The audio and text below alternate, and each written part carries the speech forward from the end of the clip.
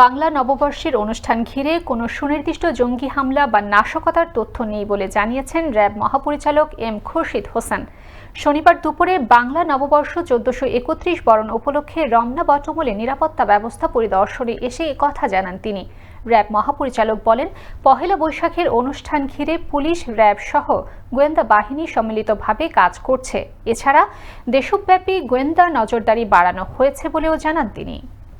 পহেলা বৈশাখ ১৪৩১কে কেন্দ্র করে নিরাপত্তা নিশ্চিত করতে প্রত্যেক বছর না এবছরও র্যাব ফোর্সেস কর্তৃক বিশেষ নিরাপত্তামূলক ব্যবস্থা গ্রহণ করা হয়েছে।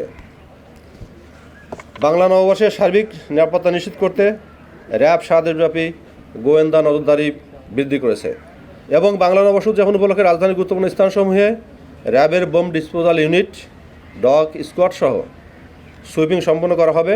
গোয়েন্দা তথ্য, সাইবার মনিটরিং সহ অন্যান্য তথ্য বিশ্লেষণপূর্বক বাংলা নববর্ষকে কেন্দ্র করে যে কোনো ধরনের জঙ্গি হামলার ব্যাপারে সুনির্দিষ্ট তথ্য পাওয়া যায়নি। তবু আমরা আত্মতৃপ্তি ভুগছি না।